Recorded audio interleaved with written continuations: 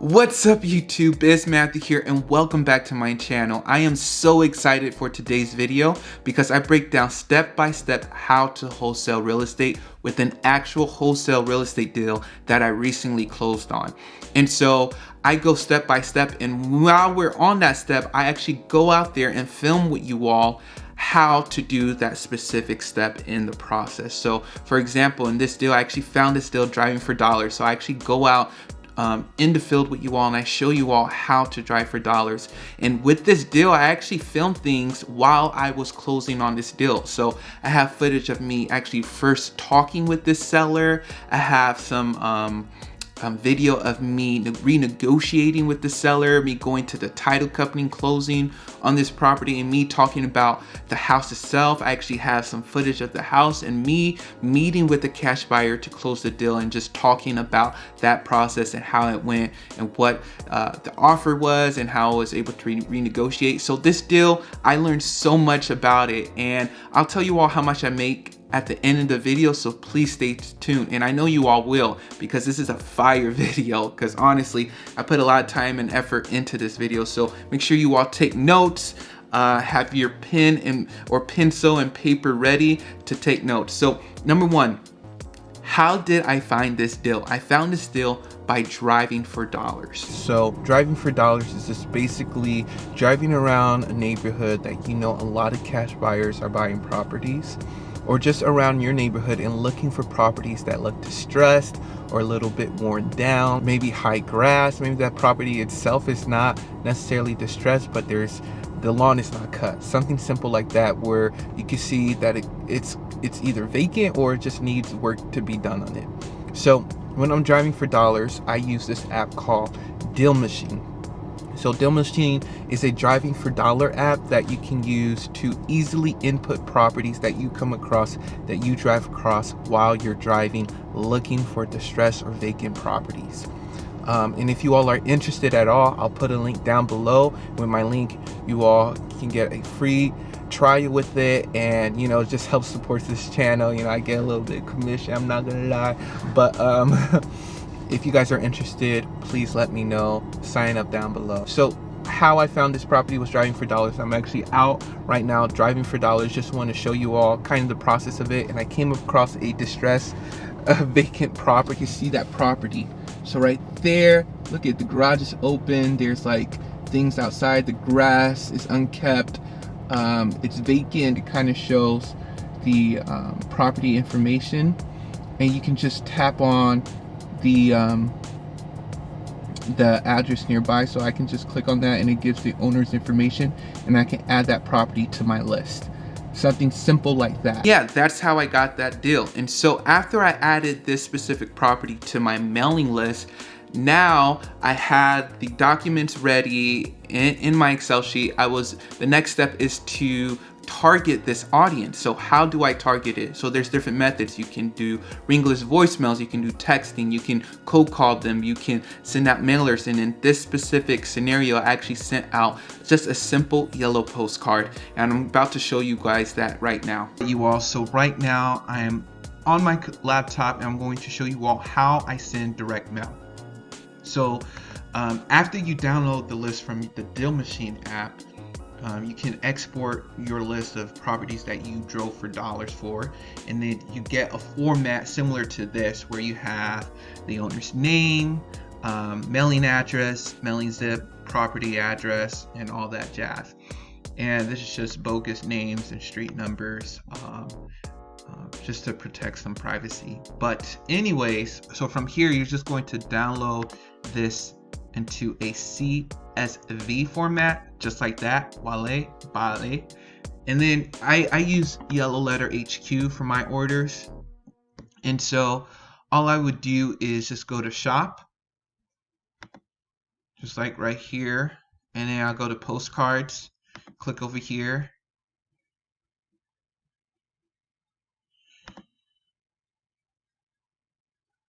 and then from here they have their different templates that you can use. We'll just use this first one right here, Doodle Postcard, pink. Seems like someone wrote on it. We'll like to do first class. It goes faster, and this is the price range. If you're sending 100 to 499, it's 0.6 to, if you're sending over 10 grand, it's 0.36. And then they have the different templates. So you can do doodle, street view. The one that we're choosing is this doodle postcard right here. So make sure it's the right one. And you just go down directly here, doodle postcard. doodle postcard. And then I like to use tower.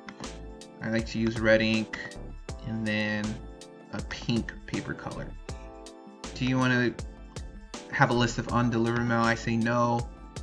I like to send it as soon as possible, and then I just drag and drop right here, and then it has the columns already listed for me that I put, and then I fill out the other information here,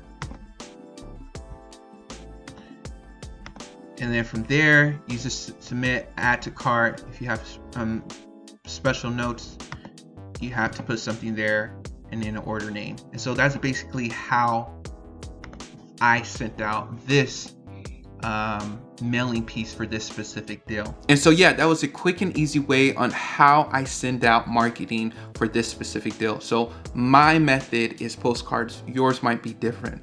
And so I actually got a call from the seller. He called the number on my postcard that actually goes straight to voicemail, and my voicemail just says, hey, I buy houses, you know, your generic phrase, I pay all cash. Just wanted to see if you might be interested in a cash offer. Please leave your name and the address of the property you are interested in selling. So that's all my voicemail says. So he actually left the voicemail, he left his name, he left the address of the property, and then I called him right back, and I actually have footage of my initial first contact with him. I actually shot it in another video, a video about me doing follow-up calls. And it's just crazy to think, while doing follow-up calls, I get a new lead in, and I answer it, and I film it for you guys, and I have it already on my YouTube channel. So I'm just gonna show that right now for you all to see. Voicemail. Yeah, my name is Thomas. You calling about a house I have on Old Mission Road. So you give me a call back. Hi, Mr. Thomas? Yes. Yes, this is Matthew. I just got your voicemail about your property on Old Mission Road in Chattanooga. Yeah. How are you doing, by the way, today? And can you tell me a little bit about what you're looking for? I'm looking for about 65. Around 65? Yes. How long ago were renters in the house, or are there still renters there? No, they moved out probably about 6 months ago. 6 months ago, okay. And so the property's just been vacant ever since? Yes. Okay. Can you tell me a little bit about the repairs needed on the property? It needs some plumbing work. Okay. And I got the whole inside too. I remodeled the whole thing right now. Okay. All right. So it's totally gutted. It's not gutted, but a lot of gutted. The kitchen totally gutted. Okay. And when you see new plumbing, what exactly does it mean? What does it need as far? I'll change all the pipes. I'll change all the pipes and everything. Okay. All the plumbing I would change out. Well, yeah, I mean, we'll be interested in looking at the property. I mean, are you available sometime today? So over the phone, this seller said he wanted $65,000. And I was just looking up this property, and just on Zillow alone, the estimate, I know Zillow's not the best estimate, but it's a good catalyst, you know, for the value of the property, because it does look at recently similar sold homes around the area, but it has it at 152, which is amazing. If this property doesn't need, I mean, new plumbing does cost a lot, may be a barrier, but hopefully it's not like a total gut job. But even if it is at $65,000, it's still a decent price. Yeah, so I felt like the price was around the right price range. And so I met the seller over at the property just to take a look at it and make sure that we were still around the same price and whatnot. And yeah, and this is how I went. It's fogging up because it's so humid out here. Does that help a little bit? But yeah, I'm on my way to get a contract signed. I talked to him over the phone, the seller. I was all like, okay, if I come out, do we have a deal? Can we get it signed today? he was all like, yeah, so we scheduled it for 6:30 p.m. today. So I'm just gonna bring you all along. I can't actually film the person or anything like that. I didn't ask him, so I'll just try to film as much as I can, take some photos of the house for you all to see, and to see if he has any questions regarding the contract, and I'll let you all know that. So let's head over there. Also, I'm outside the house, about to meet with the seller right now. Bring the paperwork, and I'll let you all know how it goes. Wish me luck. All right, what's up, you all? So I actually got the contract signed, met with them. They were just asking me all these questions. It was the owner and another friend. And you know, that always gets trippy. And they were just asking, oh, can we talk about it a little bit? I was like, I talked with you over the phone. You know, you said we agreed upon a price. I said, I'll meet you to sign the contract. You said, fine. You know, if you want to talk about things, we could have just done this over the phone, so I won't waste your or my time. And I just, you know, when we agree upon something, I don't want to leave that place without getting the contract signed. So I'm willing to do anything to get it signed. And I did get it signed, even after so many questions. Boom, so I got the contract signed. So I got it under contract around $57,000. And now, what I know now is that that was kind of a high price because there are major issues with this property. I know I got it already at a low price because the property is probably worth around 165 all fixed up, or 160. And he was originally actually just for 65,000. I thought 57 was a steal, even with those major repairs. But the foundation just posed a greater challenge for me, for my buyers, because as you all will see, I had tons of buyers look through the property, but it was just such a major issue for them that they needed it lower and lower and lower. And so my next step was to find a cash buyers for this specific deal. And basically all I did was I looked at cash sales that happened around the area, and I started calling every one of those people around the area. And I actually used PropStream. So I'm going to quickly show you all in PropStream how I find cash buyers for my wholesale deals. And if you all are interested in PropStream, please click on the link down below. I use the program. It's amazing. The data is very accurate. And if you all have any questions, please let me know. Use the link. You get 7 free days, 7-free-day trial. And it just helps support this channel. This is how I find cash buyers using PropStream. And this is how I found this cash buyer and eventually skip trace their phone number, call them up, set up an appointment, and locked up the deal. So for example, in PropStream, I put in a city, and you can just click cash buyer, but I like to go and filter it down even more. So owner occupied, no, I don't want it to be owner occupied necessarily. And I want the occupancy, it can be occupied or vacant, because it can be a cash buyer that the property is actually occupied by tenants, if that makes sense. And then you can put property characteristics based on the type of properties. Usually I like to go for single family, those condos, or multifamily. So I just click all of these to even shorten down my list. MLS status. So this is not as important because it can be on the market. So let's say a cash buyer bought a property and flipped it, and now it's on the market. And so I want to find that cash buyer. So I'm going to keep this on any, actually. And then if we go down, we can go to, you know, different things. So ownership information is very important. So I want these people to buy the properties within the last year or so, last 12 months, last 6 months actually. So what I can do, I can put last sale market date, and I can put it over to January 1st of this year, right? And so now I know within the past 6 months, these people bought a property, and I want it to be 100% owned. So down to valuation, you're going to put estimated equity percentage, and you're just going to put minimum 100% or more. So this is a perfect example of finding cash buyers. So these are properties that were bought within the past 6 months. They're 100% owned. These are single family, and it's not owner occupied. So most likely these are houses being bought for cash. And so, for example, let's click on the first one here. You can tell this is a flipped property. As you can see, it looks updated. It seems like people were doing some updates on it and whatnot.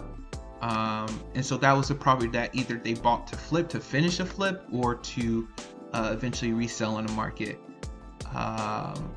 Last sale date, this is another one right here, people buying for cash. And so what I would do, I would just, this is like a whole city, but what I would do, I would just make a box around like a 1 mile or 2 mile radius around the box where I have this specific property at, and I will find that cash buyer. And so that's how I find cash buyers, and that's how I found this cash buyer for this deal. And then I skip trace their phone number, so that's basically just find their numbers online. I use a software like skip batch tracing to find their phone numbers, and I just went through the list of cash buyers, just letting them know, hey, I have this deal, are you interested?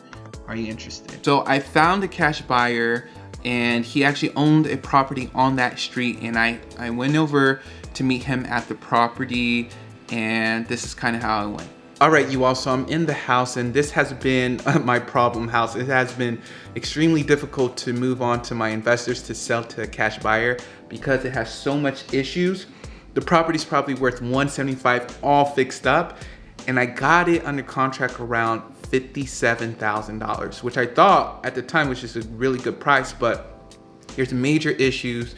There are cracks in the ceiling. They have this weird staircase attic area, which is not up to code because it needs to be wider and higher in order for that to be living quarters. Obviously there are huge foundation issues right here, which the owner cut up the floor to look more into, holes over there and whatnot, cracks in the wall, as you all can see right here. This has been very difficult because honestly, this project may cost a good 80 grand. Some were thinking like 100 grand, and for them to put 100 grand and I sell it at 65K, they're all in 165. It's not much room for them to make a profit. And so, I want my buyers to make money too. I just don't want to just, sell them a house that they don't make money. And sell it to renters too, so it won't be such an issue for them. So I'll see how the cash buyer's appointment go. I'll let you all know how it goes. I just had the meeting with the cash buyer. He brought him and his partner and along with their wives, and he looked through their property, and I was just upfront with them how much I put it under contract and everything, because my contract ends this Friday in a week, in 5 days, essentially. And so I need someone who can close fast. And so this is what they said. And I know this property has a ton of work. I should have never put it under contract. But hey, if I can make a little bit of money or just experience something like this, it would be very beneficial. So basically, this is the issue. I got it under contract, but this is the offer I got. He is actually a realtor too. He gave me like an offer with a letter of intent. So he says $55,000, but the seller pay all closing fee not to exceed $3,000. So they would just be in charge of paying title searches, title, insurance, and the small closing fee, and then pay me just $2,000. And so he will net around 50 grand or more, because closing fees will not reach 3K at all. And he signed it and everything. And this is a letter of intent, and this is actually legally binding. However, I don't know if the seller is actually he's a little stubborn, I'm not gonna lie. So, but just, I think if I phrase it in a way where, hey, the best I could do is 55, which is only 2,000 less than what we got it under contract, and just list him these costs, maybe he will respond differently. But what I'm thinking of is just saying, hey, is it possible, or calling back the cash buyer and just saying, hey, I think the best we can do is 60. I don't think I have time to push it anymore. I think this is the offer I have to take it. I have to receive it no matter what. Which sucks. This puts me in a bind that I was, I should have done more work about repair costs and foundation issues and different things like that. Because this is a big project. And so right now, I'm going to call the seller and just let him know these stipulations to see if he's okay with it. At first, I wanted to make at least 10 grand in my deals, but with this one, I couldn't make that much. And this is the lowest amount I would ever receive. So I had to renegotiate with the seller, and this is how it went. I tell you what I do for you. I take 54 and they pay everything. That's lower I can go. I can't go no lower than that. It's just, okay. Well, I mean, it's just that I worked really hard for this deal to get an offer close to what we agreed upon. And, I actually have a signed letter of intent with this amount. And, these fees, I mean, it won't be much. I mean, you'll still cash out around around $51,000. Listen, man, I've been offered more than that for the house. I turn it down. So, do you want to do it? I take 54 and they pay for everything. I don't pay for that. And everything. And, this is a fair offer. Like, it's not like we're trying to shortcut. That's the value of the property. That's where we're at. The property is worth about $100,000. If I fix that house up, I guarantee I can get about $150,000. Right. I'm talking about it's the value of it right now in its current condition is worth around, what this offer is. So if we pay closing costs and all the fees, what's the best you can do realistically, Thomas? What can we do? Make me offer more than what you just said. So if we do 53 and we pay closing costs, is that something we can do? Yeah, I do. Oh yeah, I do that. Just for you. Don't tell none of your other investors.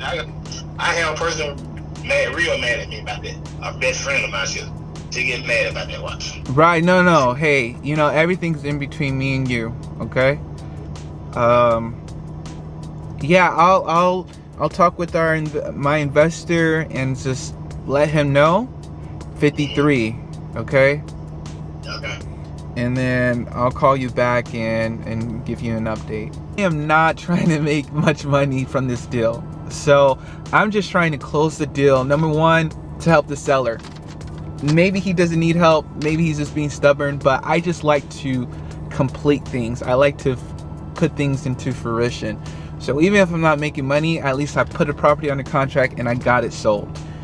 And that's kind of why you guys saw me eagerly trying to bring him down on price. Ultimately, I was able to renegotiate with the seller and get him under contract at $54,000 and assign it to my cash buyer for $55,000. So as you all can tell, I only made $1,000 of an assignment fee from this deal. It's crazy. I never made that little of an amount off of a wholesale deal, but I learned a lot. And I just like, if I'm gonna put someone under contract and I'm going to find them a buyer, I want to do it. I want to complete a deal, even if I'm making $1,000. Now I'm going to make it my mission just to walk away from a deal that's not making me, the amount that I want to make. If I can quickly make like a lower amount, like 7 grand, I'll do it. But I like to go, make 5 figures on my deals. And so, it was still a blessing. So now I just went over to the title company to close this deal. Now I'm about to go to the title company to close on this property that I have been documenting for you all from start to finish.